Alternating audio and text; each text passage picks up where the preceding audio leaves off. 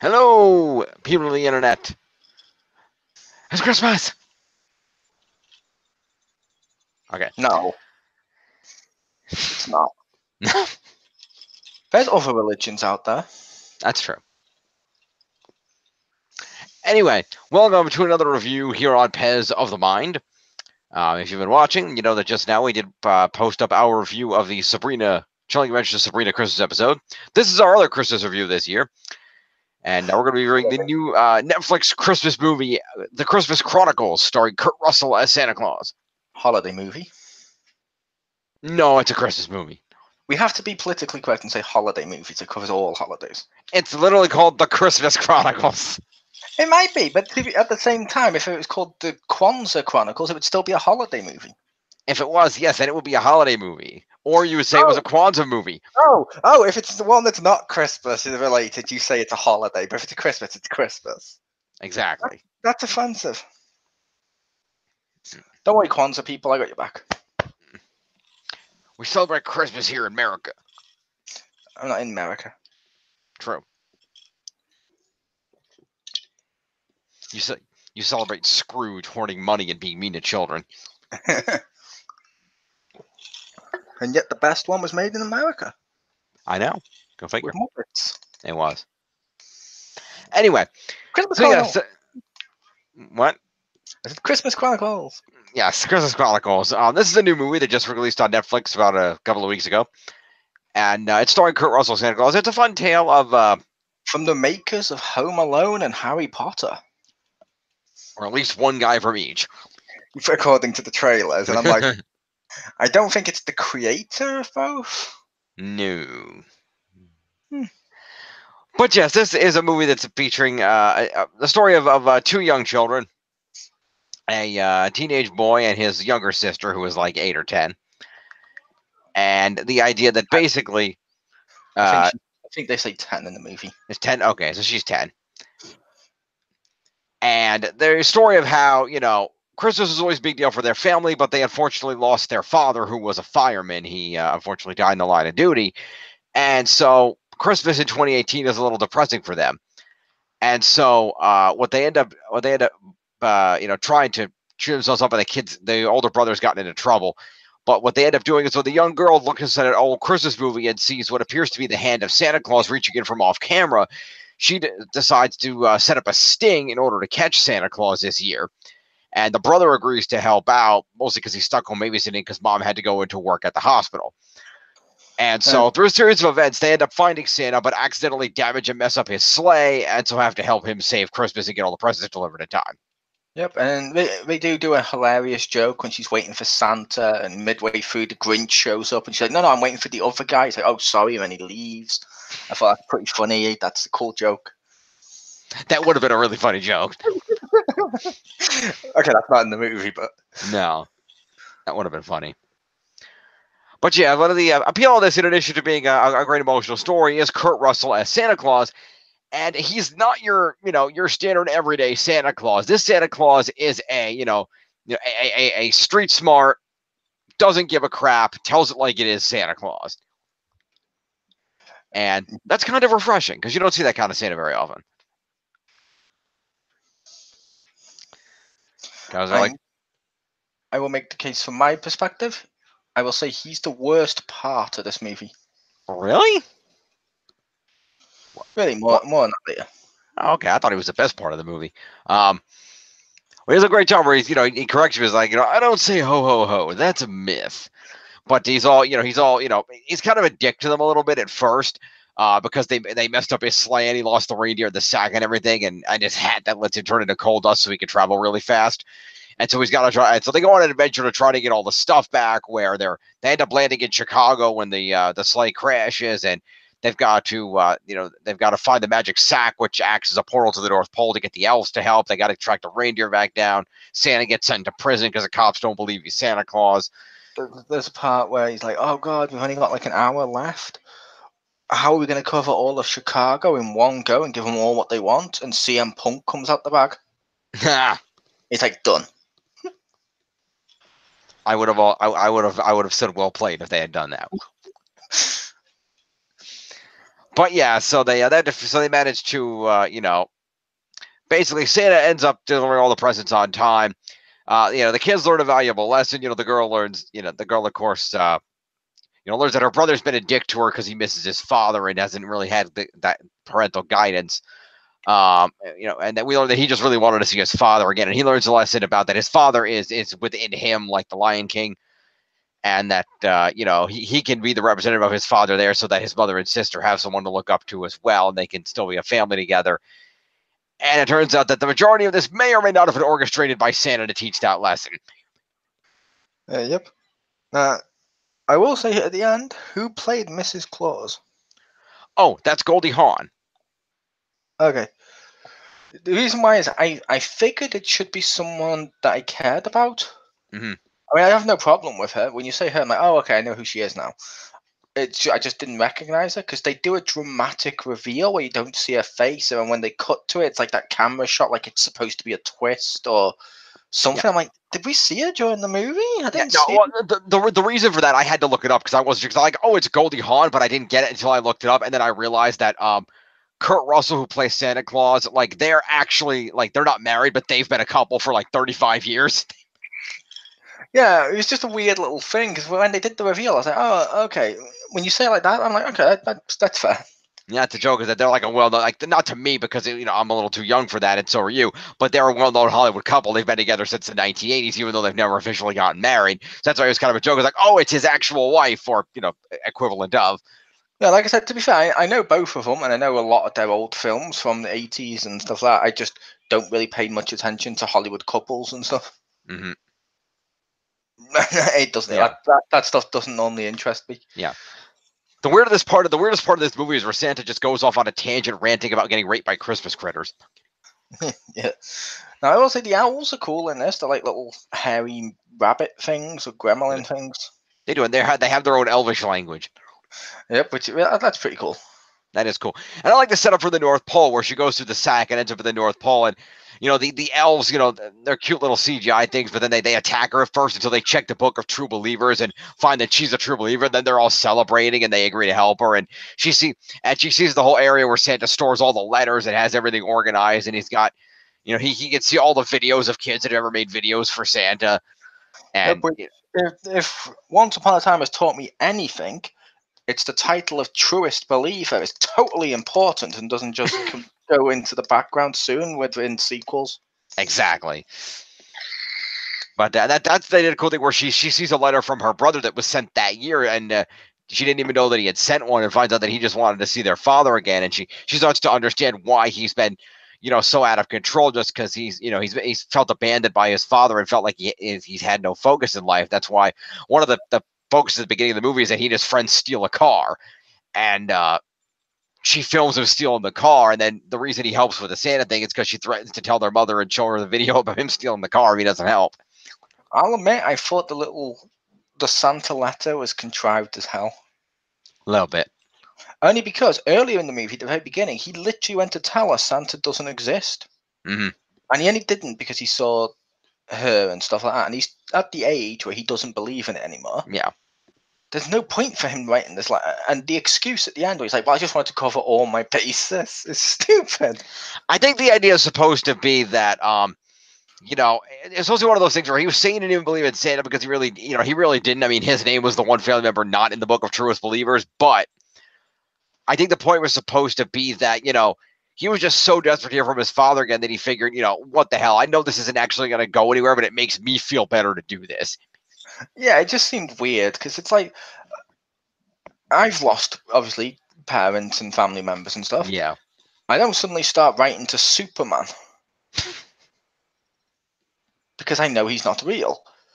You don't do that, and it just seemed a little weird or contrived that they did that, where he's flat out saying he doesn't believe in him at the beginning, to the point where he almost tells her, but he doesn't just because he wants to be nice to his sister, which is fine. Mm-hmm. But then at the end, he believed enough to write a letter. Yeah. Yeah. I really like that Santa has. I like the tech setup they had where it was. I always felt like it's for any kind of Santa in a Christmas movie, in a modern Christmas movie, it's important to have a balance between the classical representations of, okay, sleigh, reindeer, elves, workshop, magic, and a lot of the movies that have tried to more modernize Santa to kind of, have him, work in modern technology to how he does things. And I always felt like a lot of movies don't get that either. If they try to balance, they don't do it well. It depends. Like in the case of, like, for example, we reviewed Arthur Christmas last year. They pretty much set up that, okay, here's the magic stuff, but they've intentionally put all of that aside to focus on the technology. And the lesson is maybe that stuff's not so bad after all. Whereas something in, like, the Santa Claus, they try to do a balance, and it just doesn't totally work, at least not by the second or third movie. To be fair, the second or third one had worse writing. The first one, they tried to do it, and it worked perfectly. That's the first one, it worked well. It's just the latter ones, it started being a little more iffy. But I like this one where they have a good balance of, he's got the magical elf creatures, he's got the North Pole going, the letters, the whole shebang. He's got magic powers, but he's also got magic stuff that makes sense. He's like, okay, I've got this is a magic GPS. I put the thing, I hit it, and it takes me where I want to go. This lets me track the gifts. This is how I have this thing as a tracking device. It beeps when you get closer to the sack, so I can find the sack. Stuff like that. The reindeer don't fly on their own. The reindeer fly because they have magic jingle bells attached to them that let them fly. Yeah. See, I'll admit, the thing that I personally liked and disliked, and this is why he was the worst one, is what they did with Santa in this movie. Okay. I have no problem when they try and modernize it a bit with, like, the gadgets or technology and stuff, or when they explain various stuff, like the sack. If it's actually got a portal inside it to explain why you can have toys for everyone in the world and he only needs one sack, is genius. Yeah, that makes sense. But they went too far in the movie when he's telling people, well, I don't say ho, ho, ho, and he's doing, like, rock songs. It's like, no, look, Santa's cool. He's not supposed to be cool. When I was a kid, I didn't think Santa was cool. You just thought he was this loving, nice guy that gives you presents. Yeah. And when they try and make him cool like they did with this, and they kept too many times did they feel the need to tell us this isn't how Santa is. He's like us. No, Santa, I'm not like that. I'm cool. It just rubbed me the wrong way a bit with how many times they did it in the movie. And I'm like, I don't like that, because it's like, stop trying to make him a rock star cool guy. It's Santa. I can see that, but I think that it was supposed to. I think that was, the cool part, is that he was showing off that side of him, and he was making jokes about why do they always depict me as being a big fat guy. I'm not a fat ass. And in the things of, I don't say ho ho ho, and he makes a comment a couple of times about stuff like that being too cheesy and how he doesn't do it. And he's, like I said, he's in prison and he's giving everyone weapons. He's doing a rock song with sunglasses, singing about how Santa's cool and how he's coming down your chimney tonight. And you're like, there's no need for this. We don't try and make him cool. We don't need him cool. That's fair. I mean, that's fair. I found it really enjoyable, and I like the fact that I think it balanced out, because a lot of things about Santa were still true. Still had the red suit and the hat, sleigh, reindeer. He still had his magic powers. Every time he went to use his powers for teleporting or other stuff, he always laid a finger aside of his nose, like in the Night Before Christmas story. And he would always do this to activate his magic powers, and that was pretty cool. So I think they worked it, especially at the end where he reveals that he may have set the entire thing up so the kids could, so the kids could learn a lesson. He could meet a Christmas wish that they wanted to meet and everything, and that the whole thing was intentional. And basically makes that scene where the sleigh rises behind him, and he's like, "Kid, I'm Santa Claus," basically indicating that, no, I actually am magical and I actually have it totally in control. Yeah, I have a cool side, but I really am that mythical, larger than life, care about everyone in the world figure that you think I am. There's just also another side of me that you don't know. Yeah, but I just didn't like the playing up the cool bits that go again and basically poo-pooing what Santa is, and I don't like that. See, I didn't think they. Even the stuff like him orchestrating the whole thing seems stupid, because a lot of their lessons and stuff that they learned and some of the stuff they went through in there is bad for everyone if it's real, if Santa orchestrated it, because that means he outed himself as Santa for no reason with all those people, and then put them in danger to the point they almost got killed multiple times, the kids. It's stupid. Like, he wasn't with the kids the whole time. Sometimes he was somewhere else where they were doing other things and almost getting in trouble. Like, back, like the boy, when he got the sack, he almost got knifed in the middle of the park by all those gangsters until they decided, now let's just take him to our leader with the sack. Yeah. If he got knifed with Santa, it's fine. It was part of my plan. I was going to teach her that if your heart's not pure, it gets a knife. Yeah, I don't think the whole thing was planned because I think his indication was mostly that he didn't need the establishment of the movie is that he needed this magic hat in order to turn into coal dust and access some of his magic powers, and then he lost his hat in the sleigh crash. And the establishment at the end was that he really didn't need the hat to use those powers. He was choosing not to do the coal dust thing the whole time, even though he could have, because he was granting some other, like, not just their wishes, but because he Yeah. had to grant the wish of that cop who wanted to get back with his ex-wife and some other people. So he needed to deal with that. That's why he intentionally let himself get arrested and go through all that to grant their wishes. I don't think he intended to crash the sleigh, but given that happened to work out, he thought on his feet and said, okay, I got to accomplish this and that and make the best out of this situation. But I don't think he intended to put the kids in danger. Possibly, but yeah, like I said, I like the elves. Like I said, I like the sack. I like the kids, and like all the stuff with that.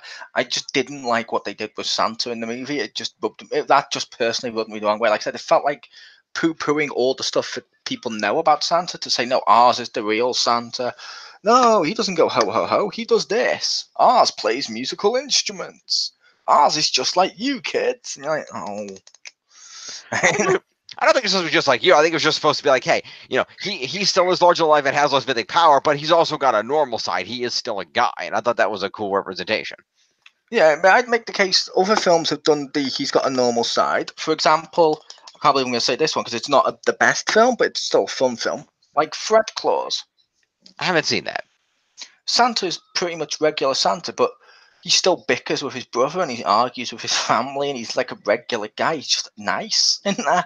And the message with that one is he doesn't understand children. Mm-hmm. Because the message in that one, I can't believe I'm going to go that way, is but basically at the end, Vince Vaughn gives every child in the world a gift, even if it's like a baseball bat or a ball or something, because he puts every kid on the good list. Mm-hmm. And Sam's like, you can't do that. He's like, what do you mean? He's like, you can't put the child on the all the children on the good list. There needs to be a balance, or this won't work. He's like, every kid should get a present on Christmas because there is no wicked children. Children are normally bad because of the situations around them. They deserve a gift, which is a nice thing, and they got a balance there, and it was cool. But Santa's like a regular guy when he's off the clock, if that makes sense, sort of like a regular guy. And I thought they did a great balance here. It was just a personal thing for me with not liking this thing. Because like I said, they tried to make him the Fonz instead of making him Santa. Yeah, fair enough. Different strokes for different folks. What would you rate this, Mole? I'm still going to give it a thumb up. Like I said, I may not like what they did with Santa, but I still like the stuff around the movie, and it has a lot of good ideas. It's just not perfect, but it is enjoyable, and it is on Netflix. So if you already have Netflix, it's worth checking out. If you don't have Netflix, this isn't worth subscribing to watch. But it's still enjoyable. So I'm going to give it a thumb up if you got Netflix, and average if you haven't. Okay, that makes sense. Yeah, I'm going to give a movie a 9 out of 10. I really enjoyed this movie. I thought Kurt Russell did a great job as Santa Claus. I thought they struck a good balance between he's modern and there's some things about him that we have associated with him that aren't true, but then there's a lot of stuff about him that is true that we do have right. And I thought that they did a good balance where he was, it was kind of cool and a little frustrated by the situation, but at the same time was for a lot of it in control, especially when they showed him off when he was in the prison and like he's pulling presents out of his coat and he's, telling people what they wanted for Christmas years ago. And that, no one thinks about them. Like he seems like he's very, he always has some level of control over a situation. And he's just allowing things to play out because he knows it's going to turn out well in the end. And I thought that was a great way to portray Santa Claus as the guy who has enough magic power and enough knowledge that he's always has some level of control over a situation. And I thought that was a really great, a cool thing that helped him be that larger than life Santa that we know. It was a really enjoyable movie. The child actors did a good job. They were very enjoyable. The actor playing the mom does good, obviously. The actors that play the cops do really well. Overall, it's a really enjoyable movie. It has some great lessons involving the kids and their lost father, unfortunately, and how that the family situation. And I think just overall, it's just really, really enjoyable. And I think if you're looking for a great new Christmas movie to watch this year and make a tradition out of, this is a good one for you to do that. And I'm kind of hoping, because they called it the Christmas Chronicles plural, like maybe they might do like sequels to this movie where they had more things with this Santa, and I would totally watch all of those if they did.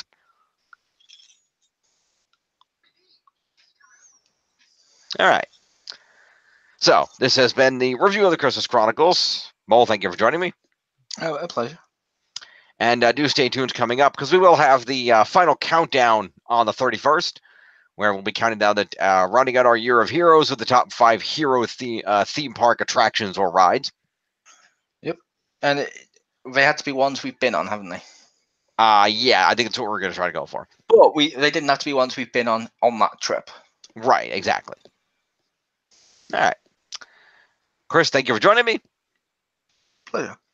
To everyone out there at home, happy holidays, whatever you celebrate. Happy Kwanzaa, happy Hanukkah, Merry Christmas, and a joyous Festivus for the rest of us. We'll see you for the countdown, and then we'll see you next year for all kinds of great things coming up in 2018, including the rebirth of the original, the X-Pound. See you then, folks. Peace. Peace.